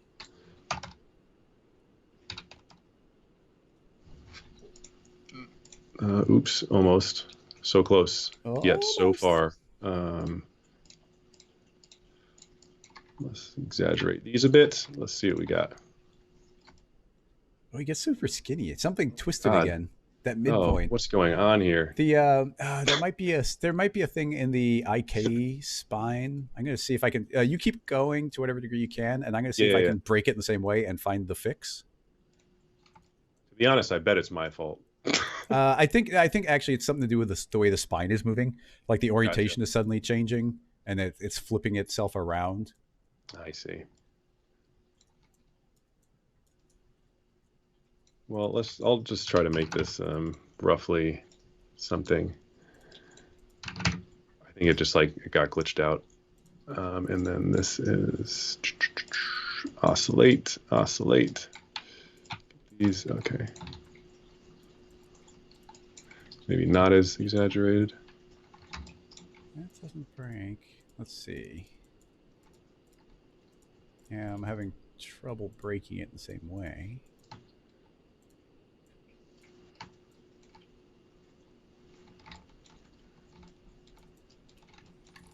Have you introduced any rotation whatsoever? I didn't think. No, I think I'm just breaking it for some reason. So we're getting there. Let me do a little bit of head up and down, and then we'll put this on the animation.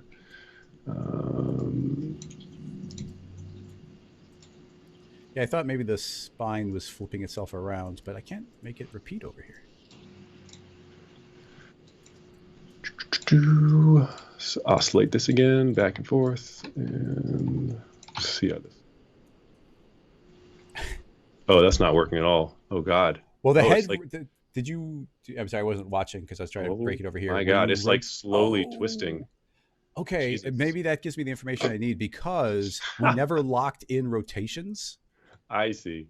And that could be causing all the trouble. So a line on Y? No, that breaks everything.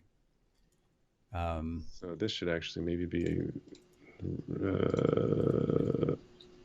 Well, don't keep it going. But it's the kind of thing that you might be able to save and send back to me, and I can fix that bit because I think we need to. I'd have to experiment, and I can do it quickly, but we'd have to reconstrain the head aligning. Although that's looking pretty amazing. This is pretty good. I mean, I think this will get the point across. You know, we got our guy going. So let's see. Make the trunk a little floppier, I think. Oh yeah, okay. Because it's so subtle. The head movement's so subtle. Let me get some actual head movement in here. So let me do the up and down then. So down, the same kind of thing. So the head should be 7, and we got 15 frames down. Oh no, it should be the same. And then in between that, it should be up, something like this. Let's see. So I think this is from frame 7 to 22. That's 15 frames. Okay, so we can loop this. We can do, yeah, a repeat and then a repeat. Let's see. So we're getting there. Just got to find where this works the best. There we go. Something like this. I don't know if it's overdoing it, but what do you think about like 1 foot like stomping along? Oh yeah, we can get something like that going. And keep saving while it's working, because I'm still afraid his head's going to start spinning at any moment. Dude, me too. Which is a fault of the rig, not you. So. All good. Let's see. That's what happens with a 15-minute rig. Yeah. This is pretty sweet. We're getting there. Yeah. All right. So let's see. Next is some feet. Yeah, even just 1 foot, like bouncing or something. Totally. So what I'm going to do, let's get just both of these animating. Like, I'm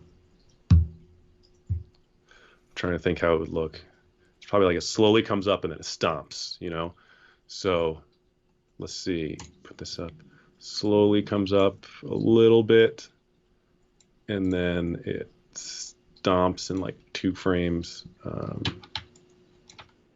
What was that value back here? Should probably copy this. I think it was like -1 or something. Wait, what the fuck did I might have messed something up here. I don't know why there's a keyframe on all of these. That scale doesn't matter as long as you don't change it. Yeah. If you hold down Control and Shift as you click the keyframe, it'll delete the entire track from it. Oh, that's good. Control and Shift and click? I think Control and Shift and click. Oh, yeah. So that's so nice. I've been doing delete track my whole life. Yeah, that is delete track, but it's the shortcut of it. Gotcha. Okay, this needs to go. What did I do? Oh, that's the same? And that's the same? I'm confused. Hold on one sec. Let's see. Da, da, da, da. Oh, I didn't even change it. Okay. There we go. Yeah. So then put one of them on. Let's see. So these. Oh my God. So one of them is going to go. This is ridiculous. Let's move this up. Yeah, I don't need these tracks. What are all these? Oliver, the delete shortcut for deleting a track, if you accidentally keyframe something you didn't want to, if you hold down Shift and Control as you click the record dot, it'll delete not just that keyframe, but the entire track and every keyframe that was on it. Oh, okay. That's good to know. So that was Oliver asking what you just did. Yeah. Oh, the thing you just explained. I see. Yep. Okay, so we're getting there. There you go. Oh, we just gotta gotta line these up. There we go. Okay, that's pretty good. This is save it. Let's get the trunk jiggling a little bit more, and then I wonder if we should try throwing a jiggle deformer on here just for fun. Sure. A dangerous jiggle deformer. And so how about this? Can I throw it back to you, and you can do your trunk dynamics and stuff? I would bet you're a little more fluent in that than I am. I can give it a go. Let me see. This is a pretty sweet animation. I like it.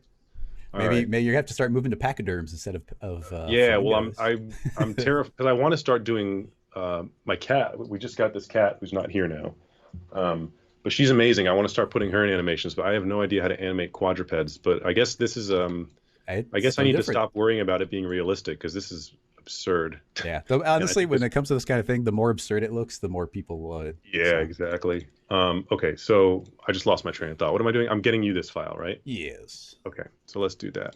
And so this is saved. Close it out here. Let me rename this too. And let me get this file over to you. All right. All right, you got it. Waiting for it to pop in. There it is. Back Dancing. to you. Is that? Wait, what's the name of it? Sorry. I put it in that folder, and it's just called Elephant Anim. It's the same thing, but just with animation at the end of the name. Oh, there it is. Ah. Is it there? Download. Yep. Awesome. It's cropping the name in a strange way, but sweet. Bloop. All right, so it's back over here. Man, look at this workflow. It's working amazingly. All right, I'm not going to worry about that one little break we were getting ahead unless I see it start happening, because if it's working, if it works, it works. Man, he looks amazing. So the trunk, we're just trying to get the trunk to be more floppy. So here's the trunk. We don't have a goal on the end, so it's just free to flop however it wants. So this just turns. Can I see your screen? I think we're still on my screen, right? Oh, thank you for the heads up. Yep. My screen and us. There we go. Yep, sorry. Okay, I haven't done anything yet, everybody. I'm just selecting the trunk, and we can see him. He's looking great. We just are looking at how we want this to follow. There is no goal on it, so it's free to wiggle as it wants to. So we really just want to make this floppier. So this, you can't go too crazy on the strength. Well, I guess let's just lower that, see what we end up with. To me, it also looks like there's something holding the bottom in place. Like when I've done this in the past, I've gotten it so it like, there we go. Oh, okay. There's still like I'm not thing holding, but yeah, the it feels very linear for some reason, but yeah, it seems to be set up correctly. Yeah. There's no goal. It's 3D. There's no goal. And the strength, all this seems good. Curves, colliders. I'll turn on continuous update. Does the goal still exist in the what's it called? The object manager? I'm not sure. I mean, even if it did, I don't know that would matter because if we cleared it out here, I'm going to try adding it. And I mean, I guess technically, if you want to, we could add it in, and then keyframe that. Like we could. Oh, it's not. Yeah. So when I've done it in the past, I've just deleted the goal that it creates, and then it drops that. But I don't know. Yeah. Well, no, exactly. So now that was linked to that, delete it. And like literally just delete the null itself. I mean, I think it is doing it. It's just super subtle. You can see it. It is. I mean, it's not turning. With I wonder if it's because it's the 3D solver. What if you put on the 2D solver? We'll try. The head's also twisting around, so I'll need to revert again. Yeah, it's just this very. It's weird, huh? And I mean, everything else is default. Let's go easy on gravity. And I'll just play around with some settings here. Oh, yeah. So I've taken out the gravity on, like, when I did my flamingo thing, I took out the gravity. Yeah, it's so weird. It's still, like, hooked in. I wonder why. I mean, you could definitely see it is, if we just look at that, you could definitely see the trail going. And an important thing would be, we'd want to capture his second loop because you see it pops back in because it doesn't have that initial position. Yes. So that's something that I'm assuming you'll be dealing with as we go. If I drag, you see, if we put a lot of drag, it does get left behind. So I think it's just, I think we do see the flop on the second part. We're just not seeing it on the first one. So we're just kind of not feeling it. Gotcha. So honestly, I haven't changed anything from the file you have, except I dragged, I think these are all default. I just got rid of drag entirely. So we can just continue from the file on your side. But let me just, one thing I'll do, maybe let's revert. I do want to just throw the Jiggle Deformer on here and see if it gives us anything interesting. There's a good chance it'll just like murder everything because it's going to be too powerful. Just make a default jiggle, calculate after the skin. And yeah, see, it's going to overshoot on the feet. And so if we ignore everything that's happening with the feet, we just look above it. I don't feel like it's really adding that much, to tell you the truth. Like you've already got such nice fluid animation in there. I don't feel the need for too much jiggle. So yeah. Let's just, you can continue from your file and let's just get the second loop going. Or yeah, the offset one. Let's get the loop. So let's get the loops. I just have my file open here then. Yeah. Okay. And let's make sure we have that file you had because he's not twisting yet, but it did seem to twist on mine. So let's see. So we're back here. And then did you change the trunk at all? I just made drag down to 0 instead of no gravity and no gravity drag. Yeah, that's it. But hey, whatever looks stylistically better. Yeah, let's take this gravity off. Drag to 0. String, make it a little floppier. Oh yeah, I think maybe I did drag that to 0. Yeah. Now you get definitely it's falling behind a little bit. It's not like whipping around super crazy, but yeah, it's something. Yeah, the head seems to be twisting. It's so interesting. Yeah, I wonder why the head's doing the twisting thing. I think I know why, because the joint isn't given an orientation. And now that I have this file, I'm going to extend the timeline and try and break it, and then I can find the fix and fix it if need be. Gotcha. All right, so he's a little doopy, but we can work with this, right? Oh my God, yeah, that head is just, it keeps going. That's bizarre. Yeah, well, it's just some sort of refresh. It must be slightly rotated, and it resets. It doesn't have any reason to get the previous rotation, so it's just every time it does a loop, it's going to twist a little bit more, twist. So world. I think what I'm going to do, I'm going to just... Oh, wait, I might have a super easy fix for you. Oh, what's up? Click on the top of the spine, the tag on the top of the spine. The, which part? The tag. Yeah, the tag on that object. This one? Okay. Yeah. And then you see where it says twist? Twist, yeah. Set it to world. Oh! And there we go. Yeah, I think that now gives it an orientation. Technically, if you rotated them too much, he would kind of break. But I think that does automatically make it work. Also, technically, you could rotate the head now. Oh, cool. But we don't have to spend. I don't know how long you have. Oh yeah, I know you. This is the thing till 5. Well, let's see. Well, so I mean, I go 4 hours sometimes, but when it's a guest, I'm very respectful of their time. Well, let's see. So let's get this in the animation, and then we'll see where we're at after that. So these 2 feet stomping, I got to make these loop. So I'm gonna make these every second, I guess. So what I'm gonna do, 5 frames, put another one at 35 frames. And then now I can loop this and just say repeat. So now it should just repeat every second. I got to do that on the other foot. So this is at frame 20. So I got to add one at frame 50. And now set this to loop. Nice. Repeat. So now we should be pretty much good to go. All right, so now this should pretty much loop forever. So yeah, the thing you said about the dynamics is true, because like in the beginning, its trunk is here, but it's going to be swinging ultimately. So what I've done in the past is like I'll export an alembic. I'm going to do, usually I do 12 seconds, which is 360 frames. I'm going to do 390 frames, which is adding another second. And that's so I can cut off the first second. So there's a second that the dynamics can.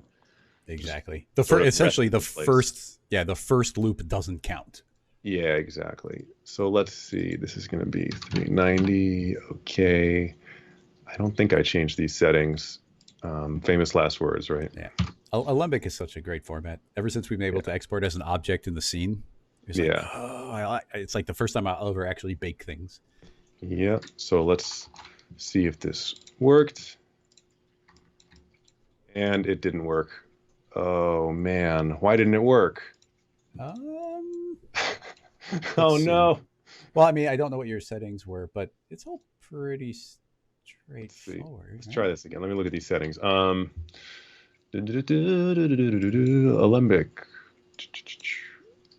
Oh my God, why wouldn't this work? Backstress, do I have to bake it? I haven't had to bake it before. Did you put the entire, well, first of all, the entire thing should end up in a null, which I should have done earlier. Huh. And then, let me see. I'm going to try just baking as a local alembic. That's so bizarre. I wonder why that did not, why didn't that work? Huh. That's actually, not mine fun. Didn't bring the animation either. Frame sets when you did the alembic, did you do it specifically on the elephant or the entire file? I'm just doing just the file. Like I just have it open. I'm doing export. Do I have to select the thing? No. I'm just trying to figure it out on my end. See what the difference is, because that didn't work either. It didn't work for you? No, not quite yet. I might have actually changed some export settings as well. Surface, I don't know. Cameras, lines. Do I have to select everything? I don't know. Man. Reset the defaults. Oh God. Yeah, Pierre, that's going to be my go-to if we can't quite get it. But let me try a regular Vegas Alembic again. No, it's not in there. So yeah, let's try it. That's a brute force trick, but we can do it. That's so strange. I wonder why that's not working. Does anyone know? Okay, yeah, I think I was going to suggest a workaround, and Pierre also mentioned it. So here's our quick fix here. Create a connect object. Oh, and just put everything in it? And just put everything in it. When in doubt, use a connect object. Turn off the weld. Turn off the welds? Yeah, no welding. And then probably put everything in a null and then put that in the connect. Just making save. Make sure this works first. Okay. Everything in the connect object. And now... And just alembic the... Now let's alembic this. Let's see what happens.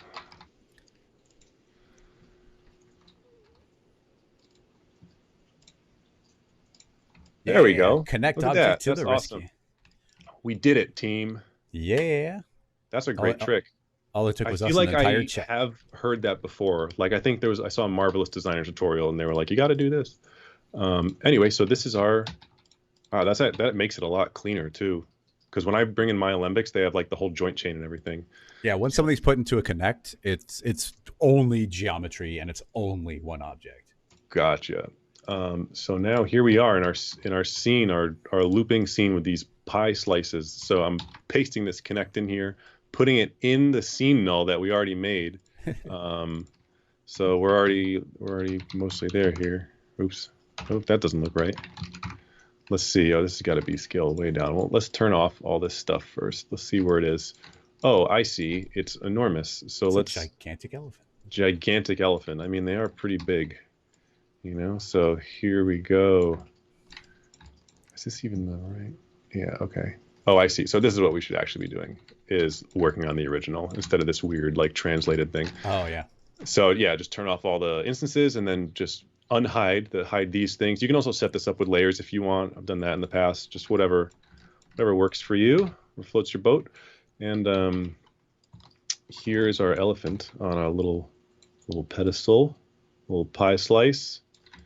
Pretty sweet. Slice of elephant. That's right. Oh, and yeah, so to get rid of that first, because if we play this at the beginning, I mean, I guess there aren't enough dynamics for it to like not work. But yeah, I mean, it's reading, but yeah. It's fine. But anyway, what you could do is just offset it by minus 30 frames. So you're pulling the first frame back 30 frames. So let's see if you can even tell the difference. Yeah, so here it is just when it starts from 0. And here it is when it starts from frame 30. So some of the dynamics are already in place now. So it'll just be a little smoother when it gets to the loop point. Yeah, scoot him to the end so his trunk hangs off the edge. Yeah, that's a good idea. Yeah. You don't see that clipping. Get these feet, the back feet. Oh wait, did I? Maybe he's stomping right now. Oh yeah. Oh no, I think I just messed it up. Oh, it's well. Fine. We can just forget about that. We can all pretend that didn't happen. But anyway, so now that we have this in this scene null here, we can turn the instances back on. And now we got our sweet elephant loop. You know, just infinite elephants. Could do a ridiculous elephants all the way down. It's elephants all the way down, man. Actually, yeah, I like this constant spiral. Yeah, we can see. Cool. Yeah, the more of them we can see going down, the better. Yeah, exactly. Turn off the grid here, because that takes away from the effect. You know, here we go. So now we're just going all the way down. And then yeah, so when I'm making a thing like this, like if I wanted to fill out the environment, I would fill it out in this original scene. Like if I wanted to have a floor or something, for example. Somebody's suggesting a Dance Dance Revolution mat on his front feet. Oh, that's a great idea. Let me turn this on so I can edit. Okay, so like first, like just as an example, so you know, in the environment here, we're missing a lot. You know, so like let's say we just put a floor in front of all of these, so there's some kind of thing to fill it out a little bit more. Yeah, they're not just in space. Not just in space. So for that I'd probably just make another cylinder, to be honest, just so it's like the same shape. You know, we're already set up for it, and just put it way out or something like that. Put these back on. You know, and now we're starting to realize like where the gaps are, what needs to get filled in. Just put this on so we can see where we are. Okay, I see. And then you can also leave all these instances up and just modify stuff within them if you want to sort of see how these things line up themselves in context, in the context of everything else. You know, so maybe it's something more like that.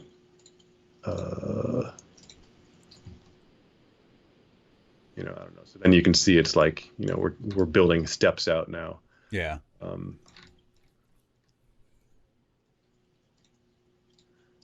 So okay. So now we're starting to get some kind of loop thing going. And again, you know, there's we have that sort of glitch over there. So we'll have to figure out a way to troubleshoot that. But There's always a way. There's always a way, and it just comes down to creative solutions and figuring it out. Well, yeah, I mean, that could be as simple as the angle we choose. Yeah, Like exactly. right there, you've already solved it if we did render from this point of view. But is that the view you want? Maybe Yeah, not. there you go. So that's a great. Oh yeah, so this is actually pretty cool because now like the view is filled out. You know, I think he's hovering a bit. what's that? I think the Oh yeah, I elephant's think he is hovering. hovering a little bit.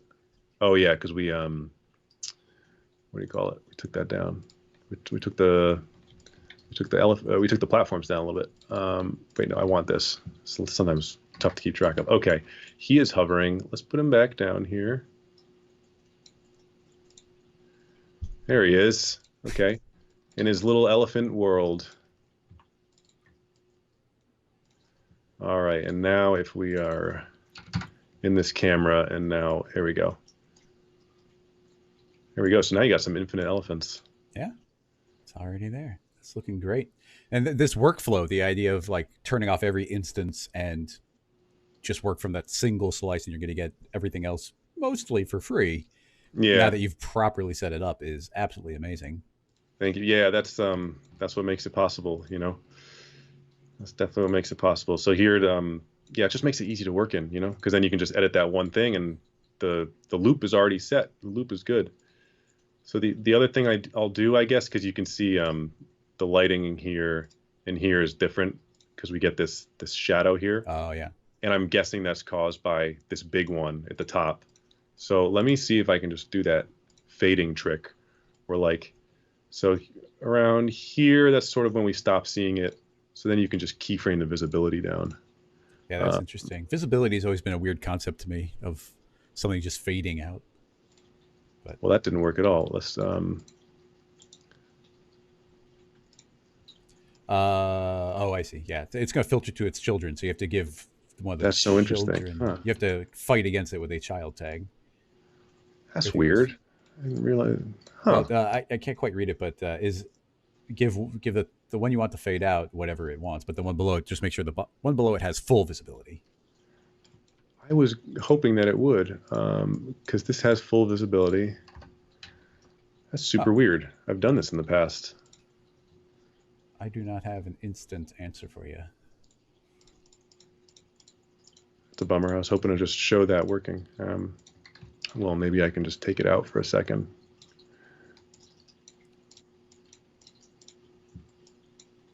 Okay, so yeah, I don't know why that didn't work, but instead of troubleshooting it, I will just sort of take it out for a second. So we stop seeing it around here, keyframe this here, and then keyframe it out by this point. And now when we get back to the first frame, our shadows match up again. So now this will just, you know, this will loop forever. Yep. So yeah, this is more or less at the point where you could just throw in whatever you want into this scene, and it will be a perfect loop, and you will be good to go. It's pretty amazing. And the idea of, I mean, one of the things I love about your animations is that like they look amazing in the end, but you've also got like this technical foundation that everything is built on. Thank you. Yeah. And I mean, it's cool. It's cool to see somebody doing something that's pretty novel, because so many things it's like, okay, well, somebody ran some dynamics. Okay, I get it. But this is like, wow, okay, there's something like you say in your SIGGRAPH presentation where you're like researching the golden ratio, you're researching, you know, like the different mathematical equations to get these perfect layouts. Mm-hmm. And you're obviously challenging yourself on a technical space as well as just trying to make it look nice. And that's where things get really interesting. Great. Thanks a lot. Thanks for saying that, man. Appreciate it. Yeah. Thanks for joining on the stream. So we are at the official 2-hour mark. I'm fine to keep going, but like I said, I'm going to be really respectful of your time. So if you want to spend a little more time on it, we could, but if you got to go. I think I will probably wrap up soonish, to be honest. But is there anything else we want to throw into this, or any other questions, or anything else I can be here for in the meantime? Well, let's just see. I mean, I think everybody from here knows that people could set up lighting and they could do textures and add lots of details. It could be a bunch of ferns around it. Lots of things you could do there. But totally. we tackled the complicated character part and the complicated looping part. So, does anybody have any questions to Gavin about?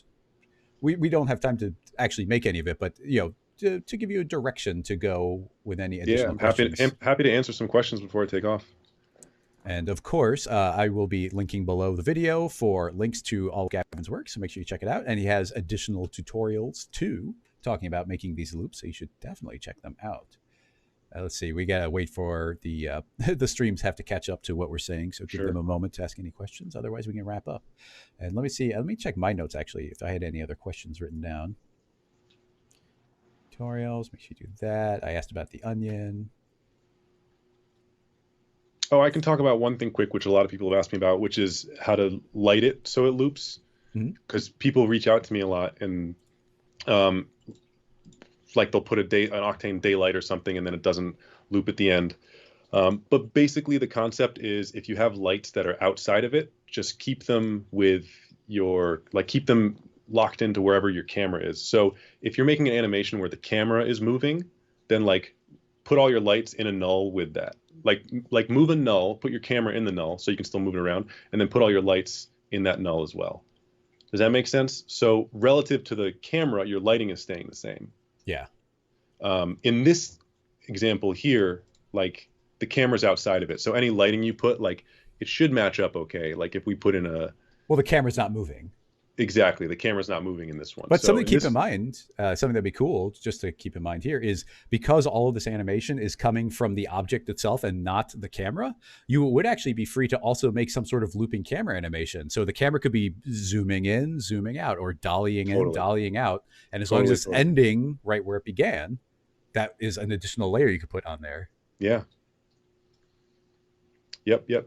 Yeah, as long, and also that's why, excuse me, that's why I do stuff at 12 seconds, because it's a kind of mathematical number where it has the most number of factors possible. So anything that you animate that loops within 6 seconds or 4 seconds or 3 seconds, 2 seconds, 1 second, all of those will loop within 12 seconds. So for your, you were showing me Signal before, you can make a thing that loops over 3 seconds or 4 seconds, it'll still loop in 12 seconds, or something that's 6 seconds, it'll still loop. So it just gives a lot of options for adding additional animations that loop within your main, your overall loop.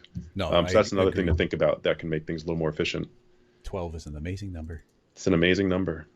Somebody's asking, and I think you talk about this somewhere else, but somebody's asking, would it even be possible to create a bouncing ball animation here where a ball was bouncing, or like a ball or a slinky or something that's traveling down these stairs? Sure. That's a great question. We won't make it, but if you could talk through it. Yeah. What you'd probably have to do is you'd have to do that by hand, make a section that loops and is dynamic, and then tweak the keyframe so that it does line up with the first frame in some way. Like when I did the Fibonacci thing with Arbin, the pink spiral and it's going forever, that marble was hand keyframed. That was outside of the animation. That was outside of the instance, the animation within the instances. Oh, so, interesting. Yeah. Yeah, I suppose if it's just looping, then it can just disappear from the start, go back to the end, and it can disappear from the start, go back to the end. Or I would imagine someone's talking about if if the question is probably if you have a ball here, you have a ball here and you want it to do dynamics and roll down here. What I would say is just animate it outside of your instance chain, however that's going to be for you. You still might link it in, you might keep it within this rotation. So you have an idea of it'll stick to the animation at least. But what I would probably do is animate it, animate dynamics of it rolling onto this one.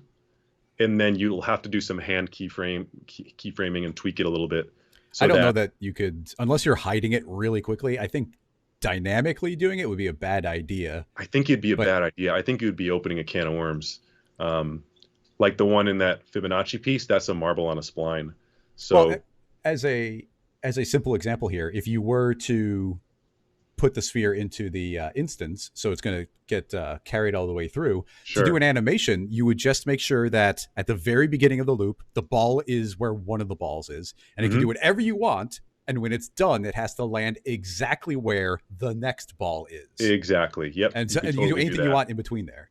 Now, making dynamics do that for you would be asking a lot of it. You'd have to get that perfect transition. It has to land, start and end at the exact place, and that's the trick. Yeah, it'd be really hard. You know, there's something I've done in the past. Let me see. I think I have it on my website here. These little animations for Shopify. It was this one. Oh, So nice. this is only, I'm sorry, this is like probably so small on the screen. So this is only like, the loop is just as long as one ball going, like, the loop is not the duration of this ball going all the way up. You know, it's like a third of that or something. Because basically what happens is when one ball comes in, now I've taken that baked dynamics animation and I start it again here. And then the loop go from there. So basically, like, the loop starts now, and then the loop is going to end when the next ball comes in. So it's like there's at any given point there's 3 balls, and each one's doing 1/3 of the animation. Right, but basically the way you do that is you bake the dynamics for it going all the way, and then you can just take those keyframes and copy and paste them before and just line it up and make sure it works. So that's another way to do it. So maybe you could do something like that, you know, where you actually do animate the ball going all the way down or something, and then you just take the keyframes, copy them, paste them, you know, a second before or 2 seconds before, or whatever it is that would make it line up. It's just the kind of thing where you have to sit down and play with it and problem solve. Well, at a certain point, it has to either hit that loop point or get hidden out of frame. Yeah, but you could make an entire 12-second long dynamic simulation, and as long as it looks the same at the beginning and the end, that would work. Totally. That's a good idea. That's a good challenge for a future thing, I think, is getting some dynamics in there, you know, and having it play play over and over and over and over. Because the one thing I wish C4D had in the instances, I wish you could offset the time. You know, do like a time offset, because that would add a lot of possibility. The way I've done that in the past is with XREFs, and it doesn't let you do instances, so it can end up it can be really, really, really heavy. I wonder if you could get away with it just using a cloner, because you can offset things in time with a cloner. Yep, I've done that before. I've done it with a cloner. The controls are a little bit different. They're not like as exact, I guess, is the other one, or maybe, I mean, you tell me otherwise, because you're the master of this stuff. But you're right. There are definitely some animation controls in the cloner where you could offset it. I have used that before a little bit. Yeah, I mean, I think it would work. It would be more, the placement would be trickier than the time offset. Time offset's really straightforward. Cool. Yeah, well, I think we should let you go. You've been very generous with your time. Thank you so much for coming and hanging out and tackling this kind of stuff. Yeah, thank you. Thank you so much for having me. This has been a blast. I'm so glad. It's really been like an honor to be on here. Well, yeah, we should talk about maybe working on something in the future, because this was really fun. Sure. Yeah. And everybody seemed to like it. I saw somebody in the chat say top 3 episodes. It's in the top 3 episodes for sure. Oh my God. I'm very flattered and humbled by that. I mean, I'll take it. Like, thank you, everybody. This was really fun though. Anytime you get to sneak in some character animation, especially fancy loops, that's like amazing. So yeah, let's just go ahead and wrap this up. I don't think we've seen the last of Gavin. Thank you so much, everybody, for coming and hanging out. Make sure you follow Gavin on Instagram. I think that's where you post most of your stuff, right? Yes, that's where I post first. He's got some kick-ass tutorials already on his channel as well. So that will wrap this one up. Thank you so much, everybody, for watching, for asking questions, and for supporting. I will see you next week for, I think, this season's finale of Rocket Lasso Live, and we'll be taking a 2-month-ish break while I get some important projects out to the world. I'm very excited. So once again, thank you, Gavin. Thank you, everybody. Thank you so much. See you next time, everybody. Bye-bye.